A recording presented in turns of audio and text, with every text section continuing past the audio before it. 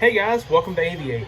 Aviate is just kind of be a channel to go in depth on how the life of a student pilot goes. So, for instance, with this first video, I'm going to go in depth and show you what's in my flight bag, what a typical student pilot should carry in their flight bag, and hopefully I will carry this channel into commercial. Right now I'm in instrument ground, so going from that, hopefully it could be a good transition.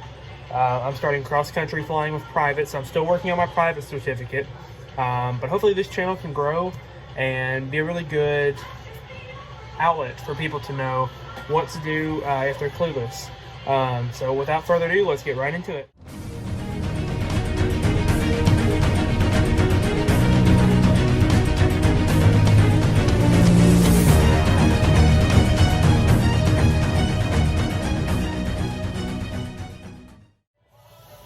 Alright guys, so the number one question that I get being here at a 141 school is, what technically is a student pilot? So when you're just starting out as an aviator and you're just starting out flying, one of the first certificates, or not certificates, one of the first certificates you will get is a student pilot certificate. And that, you get this fancy little placard that shows your certificate number, everything looks like an authentic certificate. That basically entitles you to solo the airplane, fly by yourself, or fly with an instructor. And then the step up from student pilot is private pilot. And with every certificate or rating, you have a check ride. So going into private, I will have a private check ride. Right now, I'm working on the cross-country flying part of EKU's 141 private pilot program. With that, once I go through there and do my check ride, I'll get a private pilot certificate, which will entitle me to carry passengers and fly the airplane by myself. So, and check rides run about $600 to $700 a piece. They're not cheap at all. The writtens alone cost around $170 right now. They used to be $160, and now they moved them to $170. But the writtens cost a decent amount, not as much as a check ride though. So if you're close to getting your check ride done, or not getting your check ride done, if you're close to thinking about wanting to fly, go ahead and start putting some of that money back. Aviation really is an expensive hobby, but I lucked out and got some of my things for a decent little price from local friends. But yeah, and I mean, being with a student pilot, or not being a student pilot, I should say, there's certain things you have to know to have with you, because you'll develop a reputation if you don't. But basically, what every flight student should have with them is a flight bag. And in this next clip, I will go into what's to be expected in a student pilot's flight bag. Not necessarily just any flight bag, but specifically for a student pilot starting out or working on private training. So without further ado, let's roll right into it. Alright, so we're going to dig into the flight bag real quick. So that is the flight bag that my university gave to me as we're a Part 141 school. So kind of just digging out and to see what a student pilot would need in their flight bag, if you're ever wondering. So to start off with, I've got my mask right here for COVID purposes. I just wear it just in case anything happens, because we're in close quarters in the airplane. But here's your headset. So I had the David Clark 13.4s.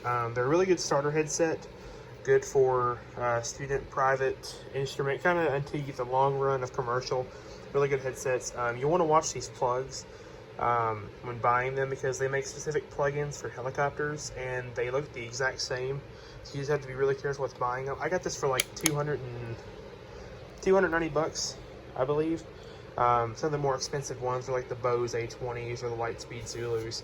Those are really expensive headsets. They're like maybe $1,000 a piece. So but those are very long-lasting headsets. That's more for the long run. These are just good startup headsets. So you want to have some pins. I have 3, 4, 5. I got 6 of these here. Most of them have a stylus in the end. That's mainly because I've got an iPad. You don't necessarily need it for your first part of student training, but it's good to have it when you're starting cross countries, long cross countries, night flying, and then when you get an instrument, it's really beneficial. So along with that, kind of those lines, you'll need a spare cord, or like an iPhone charger. They should fit the same port, because there is a 12 volt in the airplane, depending on what model you fly. But if there's not a 12 volt in there, you'll want to invest in a power bank. I have not got my power bank yet. Those power banks are very beneficial, and they, in case the 12 volt or not goes out, but if you don't want to use a 12 volt, you can use the power bank. Okay, so going on, so I've got nav logs. Those are very crucial when you start doing cross countries and everything. Kind of just, it's your flight plan that you're filing with Weather Brief or Flight Service Station. So you want to have a couple copies of those inside your flight bag. I've got a couple weight and balance sheets just for reference. You don't need them necessarily, but I just have them there. Got my logbook here. You don't really need a big logbook. You just need something that'll, like maybe, I think this is like 110 pages. And on my certifications back there. Yeah, it's kind of small, a little Jeppesen logbook. This one was actually given to me. I think they value it like $20 to $15.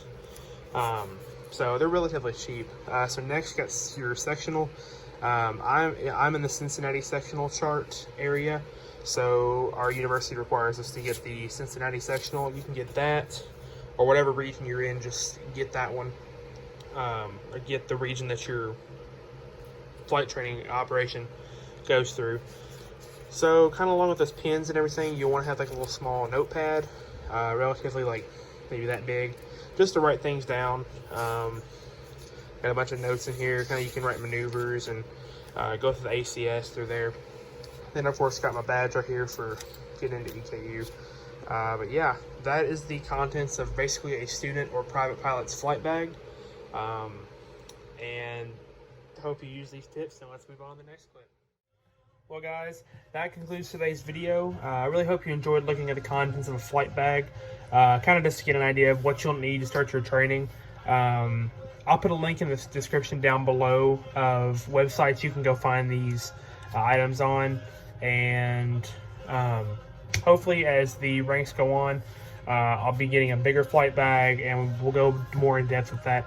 I think in the next video we're going to cover kind of iPad basics, what you need to look for in getting an iPad, like apps you can use and how to operate and use them, and kind of the cost range on those. But yeah, that concludes today's video, and just remember to like this video and subscribe, and hopefully we'll keep these videos rolling till CFI time. So hope you enjoyed, and thanks for watching.